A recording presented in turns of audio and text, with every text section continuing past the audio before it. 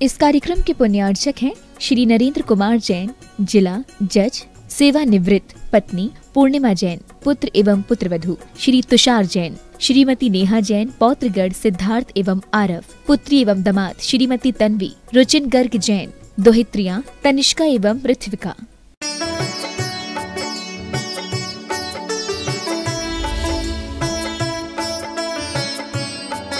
बदल जाओ वक्त के साथ या वक्त को बदलना सीखो। बदल जाओ वक्त के साथ या वक्त को बदलना सीखो। मजबूरियों को मत कोसो, हर हाल में चलना सीखो। हर हाल में चलने वाले ही याद किए जाते हैं।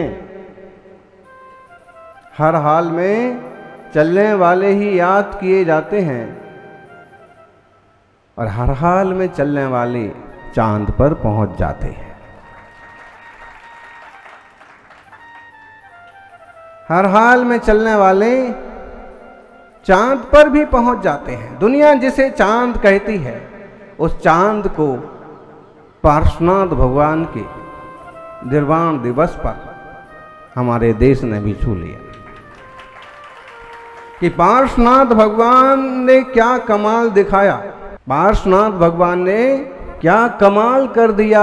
भारत के यान ने चांद छू लिया। पार्श्वनाथ भगवान का निर्वाण कल्याणक महोत्सव कितना महिमाशाली है। आप इससे अनुमान लगा सकते कि एक जड़ भी अपनी मंजिल हासिल कर सकता है, तो अगर तीर्थंकर प्रभु के चरणों का अनुसरण किया जाए तो कोई चेतन क्यों नहीं अपनी मंजिल हासिल कर सकता। एक बार चंद्रयान फेल हो गया और मुझे ये तो लगता है कि अगर तब भी पार्श्वनाथ निर्वाण के दिन छोड़ा जाता तो शायद फेल नहीं होता। इतिहास में एक दिन लिखा गया, सरकार तक भी मैसेज पहुंचाइए कि पार्श्वनाथ भगवान के निर्वाण कल्याणक महोत्सव के दिन ये उपलब्धि अकस्मात ही नहीं हुई, कहीं न कहीं तीर्थंकर भगवंतों के आशीर्वाद से देश को ये उपलब्धि हुई। दुनिया ने जो कुछ नहीं कर पाया वो भारत ने कर दिखाया। वैज्ञानिकों की सूझबूझ, सरकार की उदारता और जनता की भावनाएं जुड़ती हैं तो ऐसे कुछ काम हो जाते हैं जो देश को दुनिया में सम्मान दिलाते हैं। कहाँ पहुंच गए हैं। अब यहाँ पंडित जी बैठे हैं, वो कहेंगे महाराज चांद पर कैसे पहुंच सकते हैं, कैसे पहुंच सकते हैं। जैसे यान पहुंच गया, अभी बात अलग है कि कितनी ऊंचाई है, कितनी दूरी है, कितनी संचाई है, कितनी अच्छाई है। लेकिन जिसे दुनिया उपलब्धि कहती है वो उपलब्धि तो हासिल हो ही गई। सज्जनों,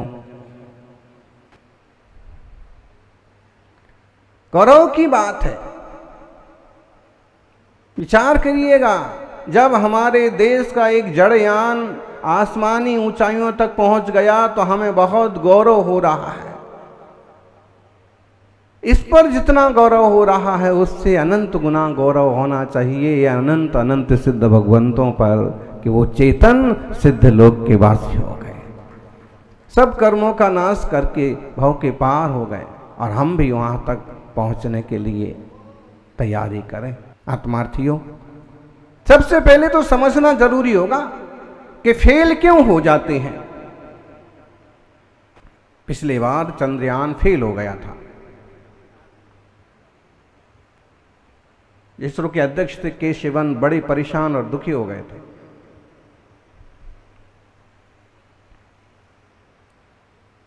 समीक्षा की गई कि फेल क्यों हो गए और तब केवल एक ही प्लान बनाया था सॉफ्ट लैंडिंग का, लेकिन वो प्लान भी फेल हो गया। फिर क्या किया, समीक्षा की, पूरा अध्ययन किया और इस बार डबल प्लान बनाया। किन कारणों से हमारा यान फेल हुआ उस पर पूरा ध्यान दिया। क्या क्या कमजोरियां रह गईं कि हमें नुकसान हुआ, सफलता नहीं मिली। अब क्या हो सकता है कि सफलता जरूर मिले। और जब अपने कमजोर पहलुओं पर ध्यान दिया और जब करने योग्य उचित पहलुओं पर ध्यान दिया तो सफलता हाथ लग गई और दुनिया में बहुत ज़्यादा फेमस देश तो फेल हो गए, लेकिन हिम्मत से काम करने वाले भारत पास हो गए। हिम्मत, लगन, बुद्धि, विवेक, गलती को स्वीकार करो और सच्चाई के रास्ते चलो। कोई कमियां और त्रुटियां रह गई हैं तो उन्हें सुधारो, और सुधारा गया तो उसी ढंग का, उसी टाइप का यान मंजिल तक पहुंच गया। इसका मतलब है कि अगर जीवन में भी आप किसी मंजिल तक पहुंचना चाहते हैं तो जिन गलतियों, जिन त्रुटियों के कारण से आपका नुकसान हो रहा है उन्हें छोड़िए। मंजिल तक पहुंचने के लिए जो सहयोगी साधन है और अच्छाइयां हैं उन्हें स्वीकार करिए। निश्चित रूप से आप भी मंजिल तक पहुंचेंगे। लेकिन जिस ढर्रे पर चलते चलते आप फेल हो रहे हैं उसी ढर्रे पर चलते रहेंगे तो फेल ही होते रहेंगे। मंजिल तक पहुंचना है और नहीं पहुंच रहे हैं तो लक्ष्य मत छोड़िए, रास्ता बदलिए।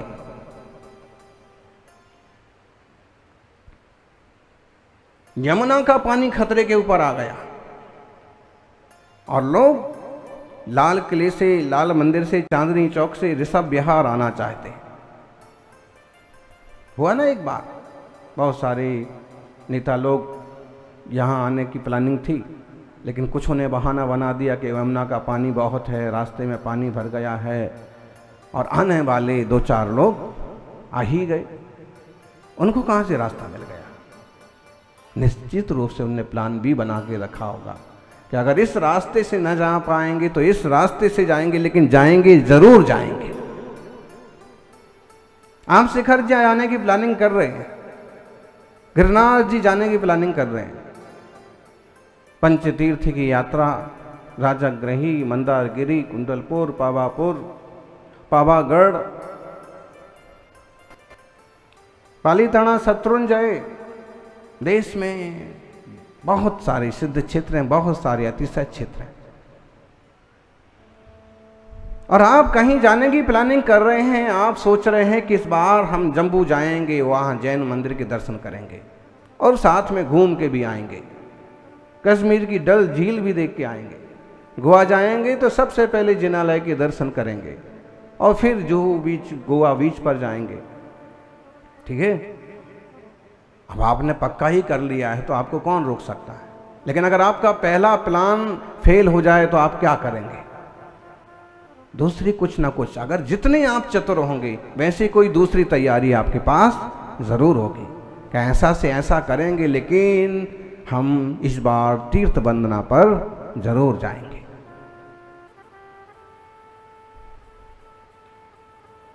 भाई करने वाले तो सब कुछ कर लेते हैं। यहाँ भी ऐसे लोग हैं कि एक भाई तीर्थ यात्रा पर चला गया तो दूसरे ने यही महोत्सव मनाया। आधा परिवार यात्रा पर, वंदना पर चला गया तो आधे परिवार ने यही मुनियों का पड़गान कर लिया। विधिवत तरीके से सोच समझ के कार्य करेंगे तो आपको कौन फेल कर सकता है? सज्जनों, कर्ता कर्माधिकार में आचार्य श्री यहीं से शुरुआत करते हैं। लगभग जो 69वीं 70वीं गाथा है उसमें लगभग इसी तरह की सूचनाएं हैं।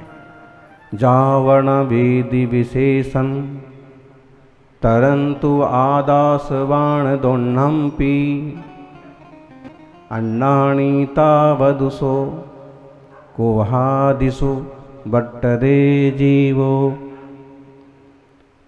कोहादिषु बट्टन्तस्य तस्य कम्मस्य संचो होदि जीवस्येवं बन्धो भणिदो खलु सब्बदर्शिहिम्।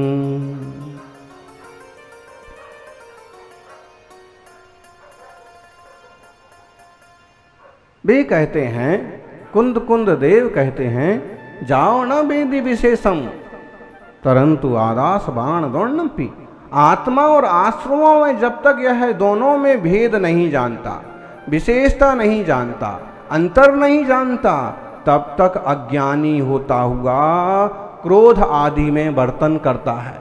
मैं क्रोधी, मैं मानी, मैं मायावी, मैं लोभी, मैं वासनासक्त, मैं विकारी। और ज्ञानी भिखारी बन जाना एक बार ठीक है, लेकिन विकारी बनना ठीक नहीं है। भिखारी बनेंगे तो थोड़ा सा अपमान होगा, और विकारी बनेंगे तो भव भव में अपमान होगा। भिन्नता तो जानो तो सही, समझो तो सही। ये आश्रव है। क्रोहादिषु बट्टन तस्य कम्मस्य संचयो होते। और जो क्रोध, मान, माया, लोभ आदि के भावों में बरतता है, उसे आश्रव बंद होता है, तेजी से होता है, तीव्र होता है। जीवस्य एवं बंधो भणिदो खलु सर्वदर्शी। ऐसे जीव को बंध होता है, और ऐसा सर्वदर्शी ने कहा है। सर्वदर्शी कौन है? सर्वज्ञ कौन है? ज्ञानी। अरे निर्णय तो करो। आप आत्मा और आश्रव के भेद भिन्नता को अकेले मत जानो, उसे तो जानो, लेकिन साथ साथ इसकी भूमिका भी तो जानो। सच्चे देव शास्त्र गुरु का निर्णय हुआ है क्या आपको? बोलो। सम्यक दर्शन की परिभाषा आती है, श्रद्धाना परमार्थानाम माप्तागम तपोभृताम त्रिमूढ़ा पूर्णमस्तांगम सम्यक दर्शन मस्मय। परमार्थभूत सच्चे देव शास्त्र गुरु के प्रति श्रद्धान होना। परमार्थभूत, परमार्थभूत कौन है? प्रयोजनभूत कौन है? कल्याणकारी कौन है? दुनिया बहुत बड़ी गफलत में पड़ी हुई है। वाइवर्थ रिलीजन को स्वीकार करने वाले बहुत लोग मिलेंगे। जहां जन्म हो गया उसी में मस्त हैं। वही देवता हैं, वही गुरु हैं, वही भगवान हैं। अच्छे पढ़े लिखे पंडित तक इस बात का निर्णय करने को तैयार नहीं है कि सच्चे देव कौन है, सच्चे शास्त्र कौन है, सच्चे गुरु कौन है। माताओं, छोटा सा बच्चा भी पहचान करता है कि मेरी माँ कौन है, सच्ची माँ कौन है, असली माँ कौन है। साड़ी तो सबों ने एक जैसी पहन रखी है,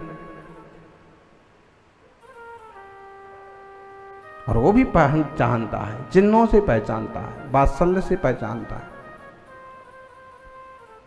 फिर हम क्यों नहीं निर्णय करते हैं? ढेर सारे श्रावक श्राविका ऐसे मिलेंगे कि बस एक ढर्रे पर गाड़ी चल रही है। उन्हें सच्चे देव शास्त्र गुरु का निर्णय करने से, सात तत्व का निर्णय करने से, पर द्रव्यों से भिन्न आत्मा स्वरूप को पकड़ने से कोई मतलब नहीं। या तो वो नास्तिक टाइप के बन जाएंगे, या फिर धर्म क्षेत्र में आएंगे तो केवल रूढ़िवाद। परिवार में दूसरे लोग जाते हैं सो हम भी जाते हैं। मंदिर हमारे दादा जाते थे तो हम भी जाते हैं। औचित्य और आशय क्या है, इस पर भी थोड़ा थोड़ा चिंतन कीजिए, जो कि आप सभी प्रज्ञ मालूम पड़ते हैं और 18 दोषों से रहित अरहंत प्रभु की आराधना करने वाले, सर्वज्ञ वीतराग हितोपदेशी भगवान की आराधना करने वाले, सच्चे शास्त्र जिनमें हिंसा की बात ना हो, झूठ चोरी कुशील आदि के लिए प्रेरित ना किया गया हो, जिसमें परस्पर विरोधी वचन ना हो, वो सच्चे शास्त्र और सच्चे गुरु।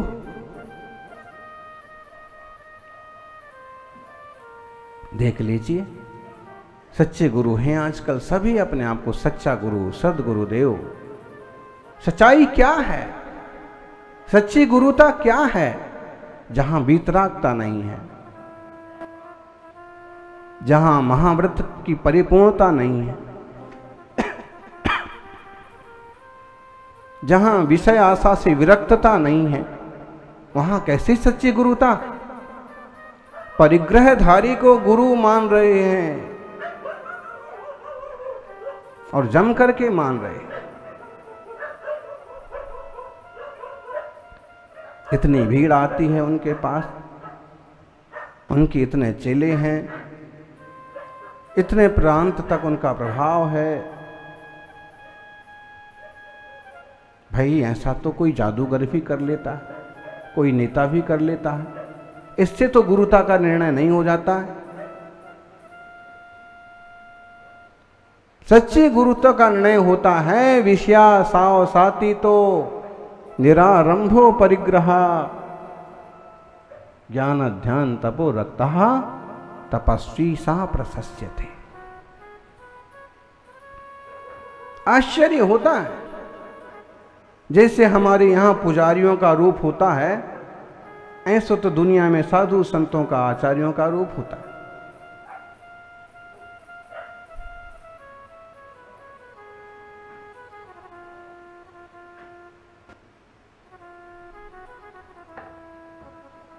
संप्रदाय हैं, ढेरों संप्रदाय पैदा हो गए, कोई 300 साल पहले, कोई 500 साल पहले, कोई 1000 साल पहले, कोई 2000 साल पहले। सच्चाई को स्वीकार करने की हिम्मत नहीं है, सच्चे मार्ग को पकड़ करके चलने की हिम्मत नहीं है।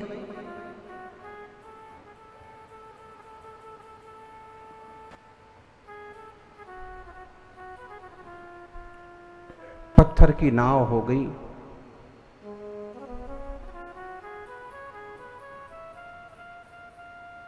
लकड़ी की नाव में बैठेंगे तो पार भी चले जाएंगे, लेकिन पत्थर की नाव क्या करेगी, कहां तक लेके जाएगी?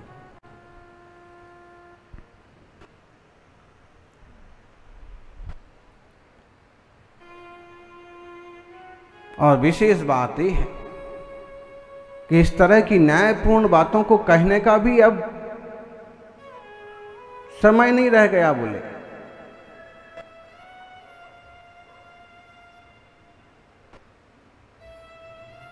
भाई, आदिनाथ सम्राट के वैभव का त्याग करते हैं, जीवन भर वो अणुव्रती रहे हैं और उत्कृष्ट जीवन चरित्र उनका रहा है। अब जब वह साधु संत मुनि बनने की दिशा में जाते हैं तो उनका रूप क्या होगा, स्वरूप क्या होगा, निर्मलता कैसी होगी? वो मुनि का रूप है, विषय वासना से रहित, कसायों से रहित, परिग्रह से रहित, ज्ञान ध्यान और तप में लीन। ये भी तो निर्णय करो। सच्चे देवशास्त्र गुरु और खोटे देवशास्त्र गुरु का ही अंतर नहीं हो पा रहा। निर्दोष दोषावरण योर, जिसके दोष और आवरणों की हानि हो गई वही सच में अरहंत है। सदोष परमात्मा कैसे हो सकता है? परमात्मा तो निर्दोष है, परिपूर्ण है, जन्म मरण से अतीत है।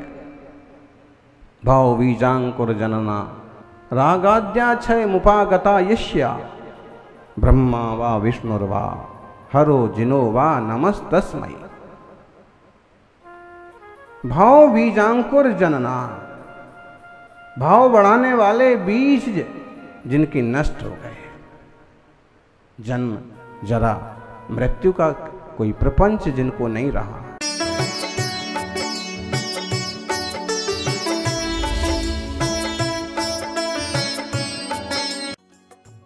इस कार्यक्रम के पुण्यार्चक थे श्री नरेंद्र कुमार जैन, जिला जज, सेवानिवृत्त, पत्नी पूर्णिमा जैन, पुत्र एवं पुत्रवधू श्री तुषार जैन, श्रीमती नेहा जैन, पौत्रगढ़ सिद्धार्थ एवं आरव, पुत्री एवं दामाद श्रीमती तन्वी, रुचिन गर्ग जैन, दोहित्रियां तनिष्का एवं पृथ्विका।